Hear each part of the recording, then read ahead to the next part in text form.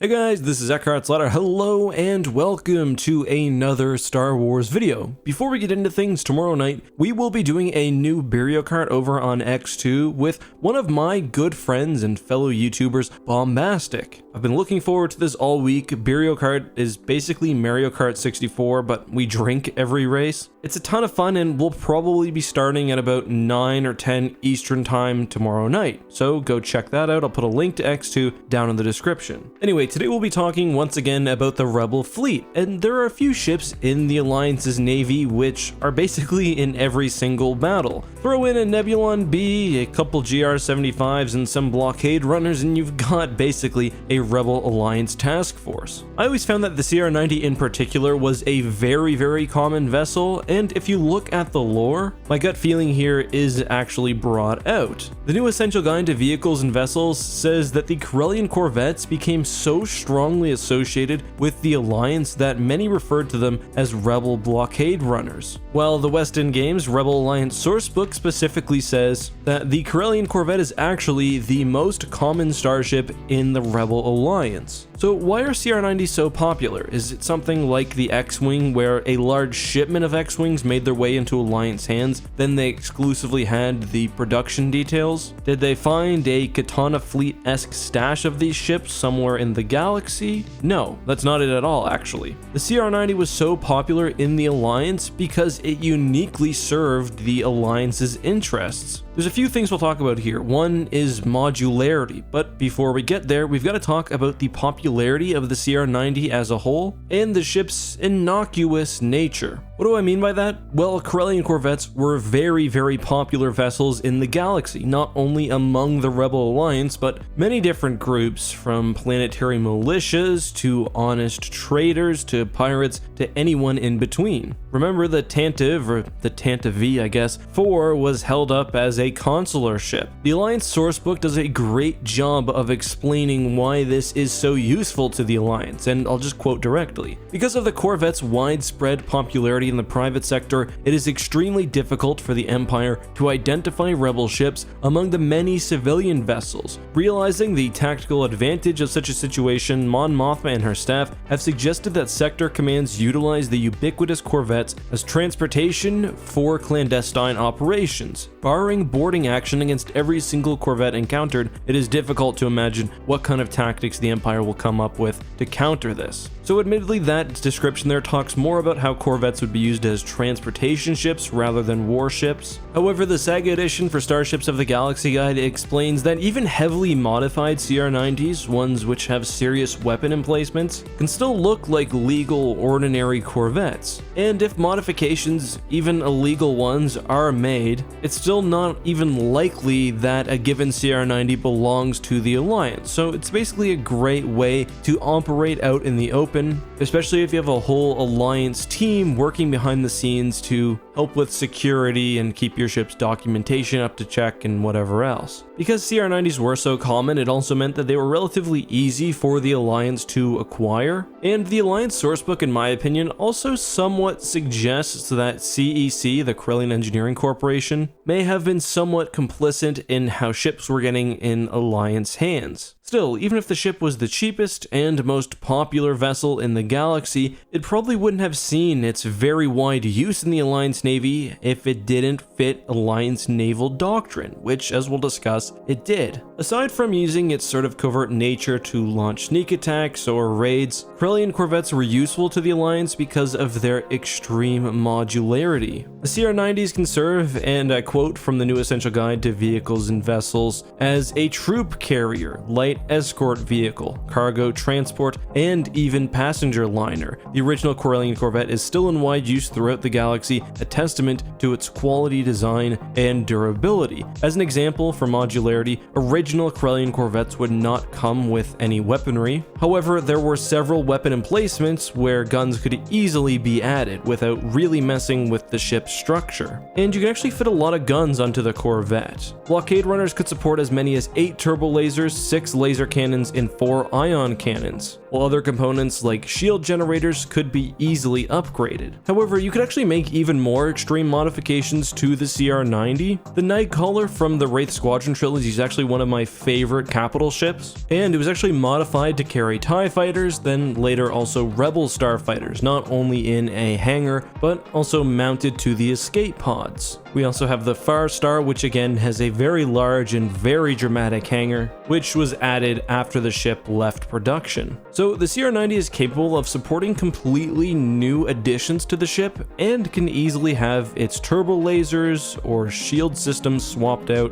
and replaced with better technology. Just to conclude this section, this is what the Saga Edition Starship of the Galaxy Guide says about the CR-90. The ease at which CR-90 Corvettes are modified makes adding weaponry, shielding, and even secondary hull plating a simple matter, meaning that aftermarket modifications that boost the ship's offensive capability are among the most common upgrades made to the vessel. Pirates, gun runners, ship jackers, and smugglers favor the CR-90 because even a heavily modified ship can appear innocuous at first glance, which is kind of what we mentioned earlier. Aside from modularity, the basic design of the CR-90 also worked well within the Rebel Alliance. The Corvettes were obviously extremely fast, and as their nicknames would suggest, were often used to run Imperial blockades, or just generally to escape from Imperial fleets. Alongside its weaponry, that means the CR-90 can be very effective against small ships, and various CR-90s coming together can even threaten larger assets like an Imperial Star Destroyer, although you would need quite a few Corvettes operating together very carefully to do something like that. Considering its size, and especially if upgraded, the CR-90 was also considered to be a very durable vessel, adding to its functionality. So just to summarize, the CR-90 was such a common Rebel ship because it was very common in the galaxy. It worked really well for the Rebel Alliance because it could sort of operate in plain sight. It was heavily modular, and just generally, the type of ship that the CR-90 was fit well into Rebel Alliance naval doctrines. One final thing about modularity too that I'll finish the video off with is the fact that because CR-90s can be modified, they are considered dynamic assets, and the ship can not only appear to be a civilian vessel, but if you need to, you can take the guns off the CR-90, move them somewhere else,